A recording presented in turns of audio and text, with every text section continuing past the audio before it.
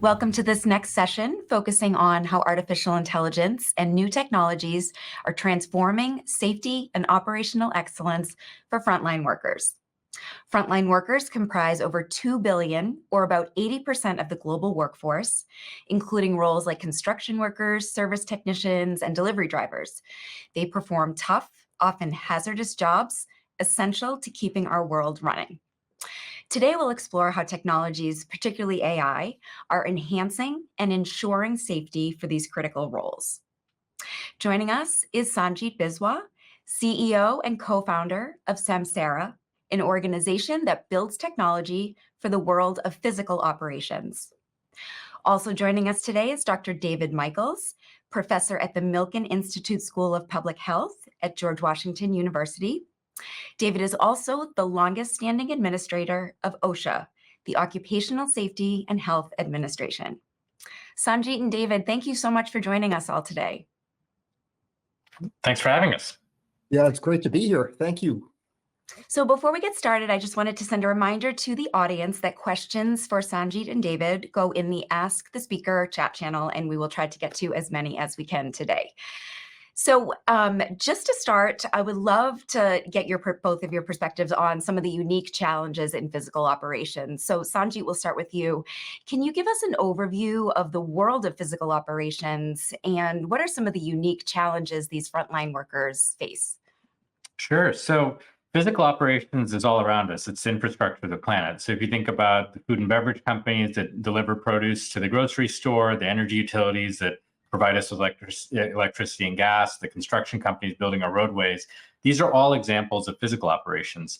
And it's really what powers our communities, and it makes up about 40% of the world's GDP. So these are big, asset-intensive, labor-intensive industries. And what's interesting about them is how hard that people have to work on the front lines, right? Like these are physically rigorous, really intense industries. And that's where safety plays a big role. No one wants to see their team members get hurt on the job. No one wants to see those sorts of things happen. These are often preventable injuries. So as we kind of talk today, I think that's an area that David and I can both kind of get into, which is, well, how can new technologies like AI help prevent accidents and injuries from happening? Because this is essential infrastructure. We can't do without it. We have to have all of this infrastructure of our planet. But can we do it in a safer and more efficient way by using data? And that's finally become possible. Now you can have sensors everywhere. You can analyze this data in the cloud. You can take actions with apps and workflows.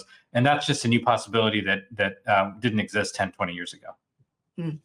So David, just bringing in your expertise here, what are some of the public health implications of some of the challenges frontline workers face? And are the current safety standards sufficient, or should more be done there? Well, thanks, Julie. That's a great question. You know, the current safety standards that come out of OSHA, they're like minimum wage. They're a floor.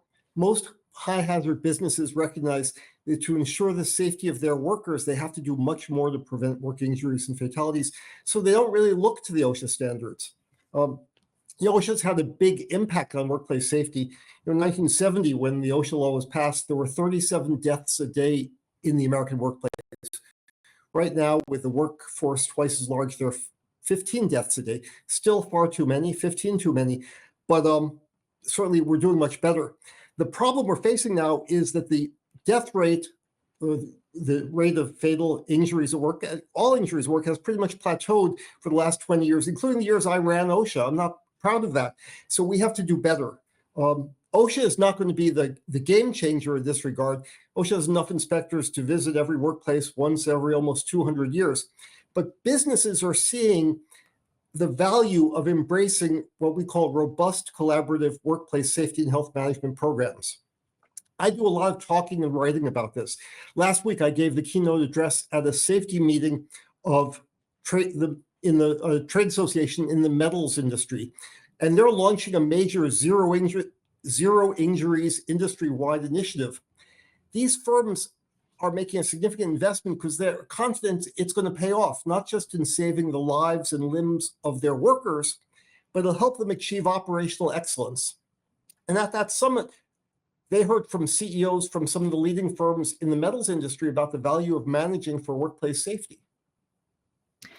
So I want to bring in the digital transformation because obviously it is impacting this industry. And Sanjit, from your perspective, how do you see technologies like automation, AI, changing the operations for frontline workers? Well, I think it's easiest to understand this transformation that's happening through a couple of case studies or examples. Two of our customers that we work very closely with are DHL and Home Depot, which are, I think, very well-known brands. They have big frontline workforces. They also have very large fleets of vehicles that are out performing this work. And what we've done is basically put artificial intelligence in the cab with the drivers to help keep them safe. The result of that has been really profound. We've seen accidents come down in both those organizations anywhere from 50 to 80%. So we're talking about cutting the number of accidents roughly in half just by providing real-time feedback and coaching to the drivers. Now that's something, again, that wasn't possible until recently, but it's been very well received. I think, like I said earlier, no one wants to see their team members getting hurt on the job. And as a result, it's a cultural transformation that's happening along with the digital transformation. So it's not just technology for technology's sake. These frontline workforces are saying, wow, the company is investing in our safety. We feel better about doing our jobs. Many of them are working 8, 10, 12-hour shifts. And so it's really impactful for them to have technology in there, keeping them alert, keeping them safe, giving them warnings about how to be a little bit safer on the road. And that's the kind of transformation that we're seeing. So digital transformation, I think, sounds like a great and very grand concept, but when you see the practical impact of it, you say this is a no-brainer. So it's been very exciting to be part of that. And then the other interesting stat is a lot of these industries, they have very high rates of labor turnover. So people are changing jobs. A company like DHL has actually seen their labor turnover rate get cut in half by putting these technologies out in the workplace. So the investment in safety, it pays off financially for these companies, of course, because of insurance and cost savings. It's just the right thing to do in terms of keeping team members safe, but it also makes for better workplaces, which is exciting to see. So then part of this then is operationalizing it. And David, would love your perspective here. Why is it so important for companies to integrate safety as part of their operational frameworks? Well, certainly for those high hazard operations, that's everything from manufacturing to retail, delivery, as Sanjit said, you can't have operational excellence without safe work. Employee injuries are a sign that operational procedures are just not being followed correctly. It's a management failure. And beyond the human costs of those injuries, unsafe operations have significant financial costs, not just workers' comp costs, but downtime, lost materials, the need to recruit and train more workers when workers are hurt, and losing the loyalty of those workers as well. So famously, when he was the CEO of Alcoa, Paul O'Neill made that company fabulously productive and profitable by focusing like a laser on safety. He said, safety is hard. If we get it right, everything else will follow, and it did. He reduced the firm's injury rate close to zero while driving profits through the roof because operations improved so dramatically. At that metal industry summit last week, the CEO of Kaiser Aluminum talked about how his safety program had reduced injuries, but also made the firm much more productive. Workers are more loyal, and even saved the company a few $1 million in reduced insurance costs. So I asked him, did he mean workers' comp premiums? He said, no, it drove down basic property and casualty insurance costs because they operate so much more safely now. So there are lots of benefits to running programs more safely. So Sanjit, you talked about a couple of examples earlier on. As a part 2 to that, can you share some applications for real-time hazard detection and with predictive analytics? Absolutely. So if you think about what's possible now with modern technology, you can have a high definition camera looking out at the road or even looking towards the driver and run AI models on that video feed. And that's what we're doing in our product, for example. And we're able to see things like, if you're following too closely, you can coach a driver to basically back off. That helps prevent accidents and build good habits. If someone's not wearing their seatbelt, which about 8 to 10% of American drivers still don't put on their seatbelt or find it uncomfortable and will buckle it but sit in front of it. So the dashboard stops beeping at you, but you're not getting the safety effect. A camera can detect that and provide coaching to please put on your seatbelt. Same thing with mobile phone distraction. That's actually one of the leading causes of distraction on the road today. A lot of folks have developed a bad habit of just taking a quick peek at that notification or message that came in. But when you take your eyes off the road, you're much more likely to get into an accident. Again, AI can help detect that in real time, provide coaching within the moment. And this is different than what people did before, which were safety training classes, which were proactive, of course. You might do a training once a month or once a quarter. And those trainings wear off, and people have a lot going on. So they're maybe not able to kind of stay as on top of the trainings as they'd like. When you get trained or coached in the moment, it's very contextual and it's much more likely to have impact. And so that's how we see these risk reductions of cutting risk rates in half, which is really a profound change. If you can drop risk anywhere from 20 to 80% just by deploying a single technology, it's transformative and people take notice. So that's what we've seen with real-time detection. I think we're just getting started. Our platform sees around 10 trillion data points every year. It's really massive scale of data. And so now we're going to the next level and saying, okay, what about drowsiness? How can we detect that? And that's a much more complex AI model. But hopefully you get an idea of what's possible now with this technology. So, David, as the leadership angle here, how can leaders start to sort of integrate some of these principles? And what are some best practices to sort of get started with safety regulations inside companies? It's all about culture and how AI and all these interventions are integrated into the culture of the workplace. And I think people talk a lot about safety culture. I hear that phrase often, but it makes me uncomfortable. I mean, what happens if there are multiple cultures at a facility or in a workforce? You've got a safety culture, you've got an operational culture, and what happens when there's a conflict? The operations people say, well, we need to speed up this activity or this production right now. And the safety people say, whoa. Now, in that case, who's going to prevail? And so I think what we need to be talking about here is the need for a safe operational culture that comes from the top, directly from the CEO, down through the executives and the plant managers. So safety is truly integrated into operations, and the view of safety is seen as a component of operations. In fact, I tell firms that safety should belong to the operations staff, not to the safety office. The safety staff are advisory. They don't control operations. Safety has to be seen as a core principle of operations and not simply as a priority, because priorities change. So to get there, what I think most firms now recognize is they have to adopt a comprehensive collaborative safety and health management system. Large firms, ExxonMobil, Dow, Chevron, they've developed their own. They have books on them. Everyone follows those rules. But there are plenty of off-the-shelf products that work really well. ANSI has one, ISO has one, and they all have the same basic principles. Management leadership comes from the top, worker involvement, and the program to systematically find and fix hazards. And you apply those tools when you find those hazards to fix them. So Sanjit, would love to bring in your perspective here. How are you seeing collaboration happen inside companies between whether it's the technology department or operations? Yeah, I think David makes an important point, which is unifying this into a single company culture. So it's not the safety team's problem, it's not the operations team, but it's the entire company operating well. One area that we've seen sort of sweeping across all these industries is the use of mobile phones and apps for kind of practical purposes. So safety checklists, operational workflows, who are you going to go see that day from a customer perspective? And that's a tremendous opportunity to embed some of those best practices around safety into that daily workflow. So at the start of your shift or at the end of your shift, can you get some coaching tips based on your actual behaviors? Can we look for hazards before you encounter them and warn you about them? These are all sort of simple tools and simple tactics that make a really big difference.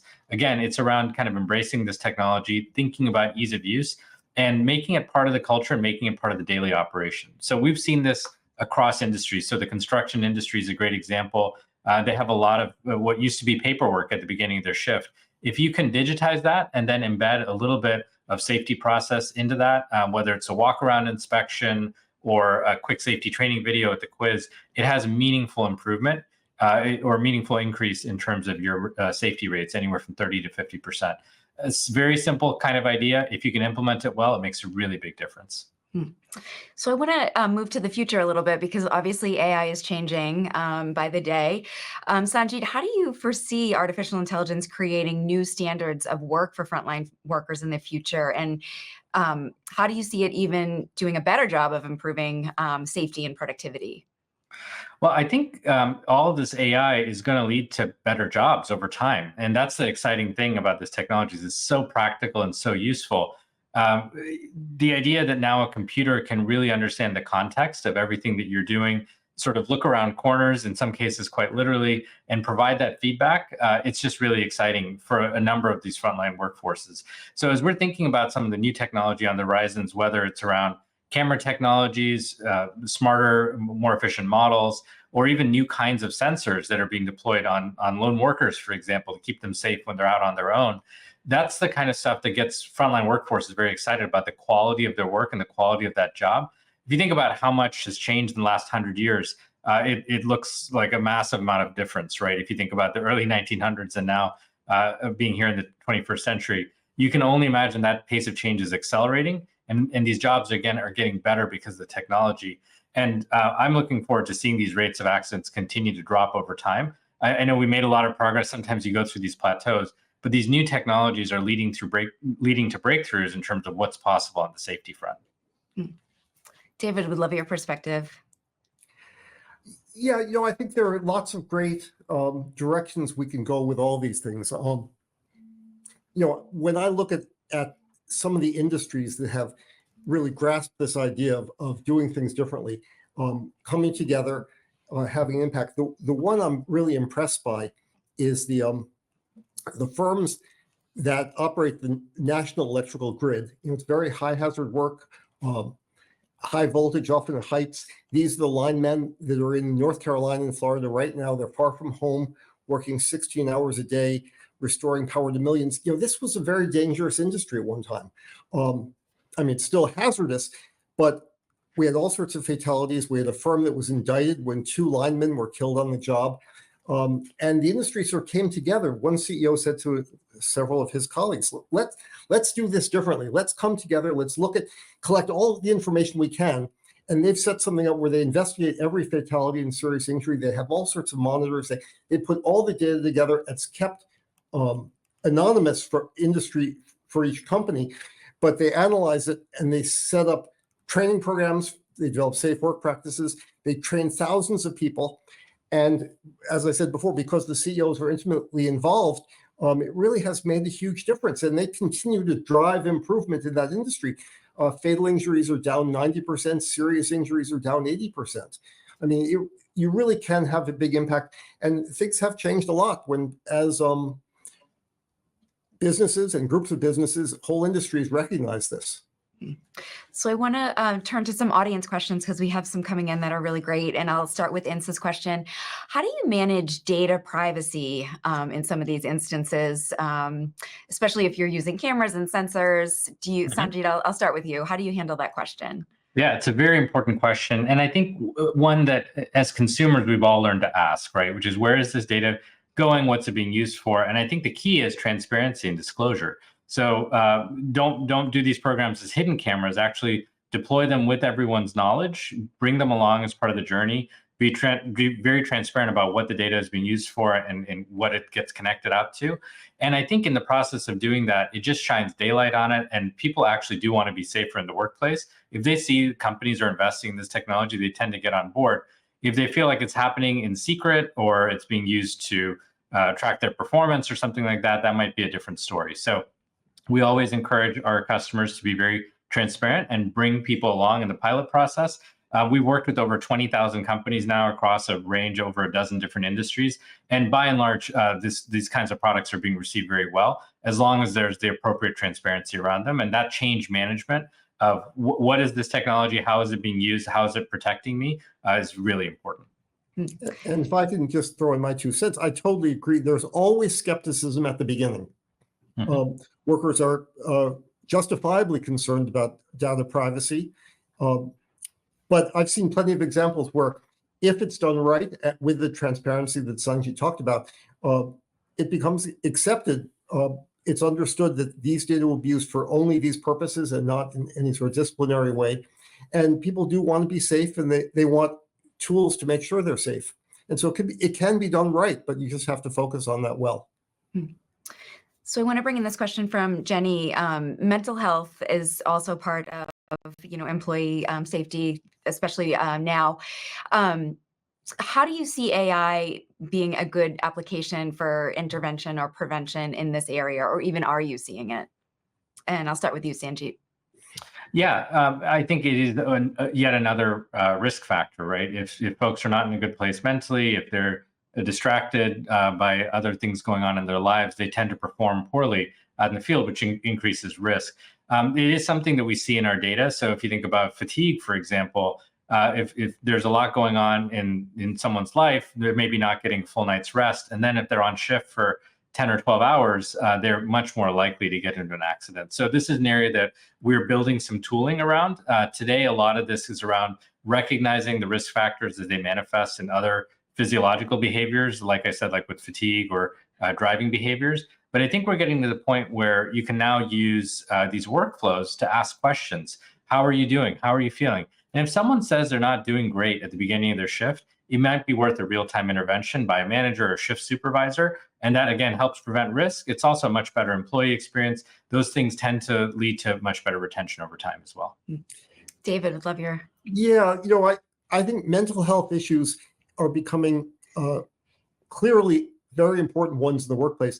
I think they have always been important, but we now recognize them for the importance they have. There are older workers who are feeling burned out. There are young workers who wonder why they're doing these jobs and don't necessarily want to stay in those positions. They're feeling stressed.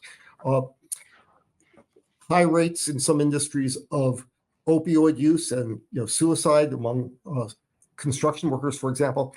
So I think AI and those sort of monitoring ways to test people's awareness right now, fatigue, they're important, but they have to be seen as part of a larger, well thought through program by the employer to support mental health in the workplace. People bring all sorts of mental health problems to the workplace. Some of them are some other problems are caused by workplace, exacerbated by the workplace. And so I think workers have to see that first, their employer cares about them, including their mental health. The employer cares about their total health and has a program, not simply use AI, but really has one where people can go and get some help, make an intervention that they're cared for. And so I think, as you heard from Sanjit, some of the technology can trigger people to move into different systems and to get some help. But I think you have to have a well thought through, comprehensive, caring program to deal with some of these issues. And certainly many employers are doing that now. They recognize they have to. Mm. So this is just more of a comment. Zara is chiming in about, it's just as important for psychological safety than it is for physical safety. So I don't know if you have anything to add there, but I did want to mention that. I have a really great question that's been on my mind as we've been sitting here talking. What are some of the skills that will be most critical for frontline workers to thrive alongside some of these new technologies, just to ensure that they're not displaced? Sanjit, we'll start with you. Well, I think the first is that sort of adaptability. These technologies are making jobs better. They're hopefully making the jobs a little bit easier as well. And so it means that there's the upskilling going on. So instead of having to fill out a bunch of paperwork at the beginning of your shift, you could spend time with customers or clients, and that's much more productive work and much more enjoyable work, most likely. So that's the kind of trend that we're seeing kind of across industries if you zoom out to the scale of decades. In terms of the frontline workforce, however, you need to make sure you're investing in them, engaging them, bringing them along. A lot of what we've talked about over today's session is cultural. So finding ways to really recognize great work, showcase it. That could be safety. It could be how they're serving their customers or their clients. But these are all possible now with new tools. So you can have a leaderboard, for example. You can break it down by region or by office or by department. And when you do that, you get people interested in, okay, well, I want to be part of this transformation. I want to embrace these new tools and then see if we can, up-level the whole organization. David, do you have anything to add? No, I think that was great. All right. So Courtney just chimed in with a question that sort of ties back to the data privacy. What about ethical concerns? Are you, and Sanjay, I'll start with you. Are you hearing, thoughts around that? Well, I think, like I said earlier, the key here is transparency and being very straightforward about what these products and technologies are being used for. And then, like I said, the change management. It's not enough to just install some technology and walk away. You need to bring people along on the journey of, well, why are we installing these? How is it going to improve our safety? And from an ethics perspective, it really is around making sure that this data is not being misused in any way. So the data privacy regulations, of course, but also the kind of transparent disclosures around what is this technology being used for. once people see that, they tend to get very comfortable with it because no one wants to see their team members get hurt on the job. And this is an area that I can't stress enough, which is, again, bring people along as part of this transformation. And when these technologies work, which they do once you deploy them, you see risk reductions of, call it 50%. That's really meaningful. And then people get very excited. And so a pilot process is also very important. So there's not the anxiety around, okay, how might this be misused? It's very transparent on what it's being used for. So we have time for one more question, and I'd love both of your perspectives on this. I was struck at the beginning about the 80% of the global workforce is frontline workers. So David, we'll start with you. What makes you so passionate about this topic? Is it the fact that there's that many people in the world? Is it it's an imperative? Is it that it's not front of mind for people? Well, I've always felt that work is so important in people's lives. It gives them dignity. It gives them a way to shape their worldview. And so you don't want a situation where work is actually hurting you as well. This idea that people should be able to leave their job at the end of the shift in the same health that they arrived is a really important one to me. And what I learned studying this is that every single workplace injury is preventable. I don't use the word accident because most injuries are not accidental, and that there's nothing random about. They're unintentional, but they're predictable and preventable. We can do better. We can prevent these. And I've really had a very rewarding career helping employers, helping unions, helping government agencies make these interventions so people can live healthy work lives, support their families, and go into retirement healthy. Sanjit, what about you? Yeah, I think these technologies are a massive positive change, right? It's a positive force, especially when deployed well. So one of the areas that we're just really excited about for the next decade or two ahead of us is how can these technologies be more effectively used by the frontline? A lot of these technologies have been in existence for a few years now, but haven't been widely adopted because people don't know what's possible. I think as these technologies make their way out, it's a very exciting time. And as David was saying, people really invest a lot of their time and their mental energy into their jobs. They want to feel safe. They want to feel that companies are investing in them and protecting them. And when it all kind of comes together, when it works together, it's a wonderful thing because these teams are getting stronger. They're becoming more efficient. They're also able to really recruit and retain excellent talent. And that's a positive feedback loop. And so I think as leaders that are looking at new technologies and new ideas, this is an exciting one because it's something where you can have a positive impact and an impact on your bottom line. So most of these companies are able to improve their efficiency by adopting technology, improves their profits. So it's sort of a win-win-win across the board that's made possible by these brand new technologies like AI. Well, I'm afraid we're out of time for today, but I want to thank you both, Sanjit and David, for joining us today. Thanks for having us. Thank you.